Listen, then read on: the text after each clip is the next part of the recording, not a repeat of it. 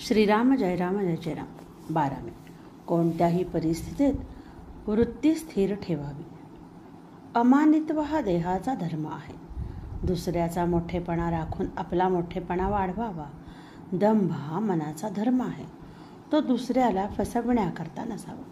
स्वतःचे कल्याण करून घेण्यापुरताच दंभ असल्यास हरकत नाही. अहिंसा हा देहाचा आणि मनाचा धर्म आहे. अहिंसा ही हेतूवर अवलंबून असते. वाचेने कोणाचे मन दुखवू नये आणि देहाने परपीडा करू नये. दुसऱ्याचे दोष सांगणे हे हीनपणाचे लक्षण आहे. लौकिकातला मोठेपणा हा एका जन्माचा घात करतो, पण दंभ आणि हिंसा अनेक जन्मांचा घात करतात. द्वेषामुळे हिंसा घडते, म्हणून आपण कोणाचाही द्वेष करू नये. काम, क्रोधादी सर्वच विकार भगवंताच्या आड येतात, पण वैर आणि द्वेष यासारखा परमार्थाचा नाश करणारा शत्रू नाही. स्वार्थामुळे देश घडतो. स्वार्थ जायला नामासारखे दुसरे साधन नाही. आपली वाचा दुसऱ्याला शिकविण्यासाठी आणि मोठेपणा बाळगण्यासाठी नाही. वाचेने म्हणजे जिभेने बोलता येते आणि खाता येते. नेहमी सत्य आणि गोड बोलावे आणि खाण्याच्या बाबतीत जीभ आपल्या ताब्यात ठेवावी. स्वतःची चित्तशुद्धी करून घेऊन संतांचे गुण आपल्या आचरणात आणण्याचा प्रयत्न करावा. अभिमानाचे विष जिथे येते तिथे नामाची आठवण ठेवावी. हिरण्यकश्यपूच्या ठिकाणी देखील भगवंत नव्हता असे नाही, पण कुंपण फार वाढल्याने शेत दिसेनासे व्हावे तसे हिरण्यकश्यपूचे झाले.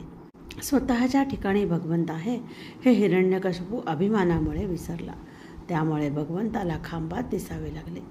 अभिमान जरुरीपुरताच ठेवावा. मी रामाचा आहे असा अभिमान धरावा. नामाची कास धरावी.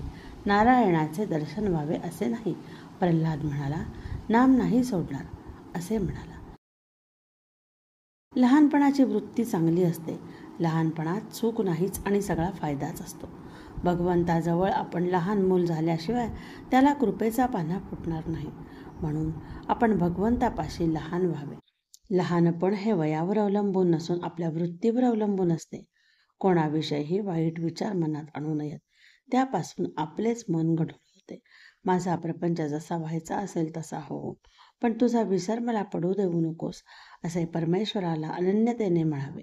मला खात्री आहे तो तुमच्या सहाय्याला आल्या वाचून राहणार नाही. आजचे बोधवचन: वृत्ती स्थिर करण्यासाठी तिला स्थिर वस्तूवर चिटकवून ठेवली पाहिजे.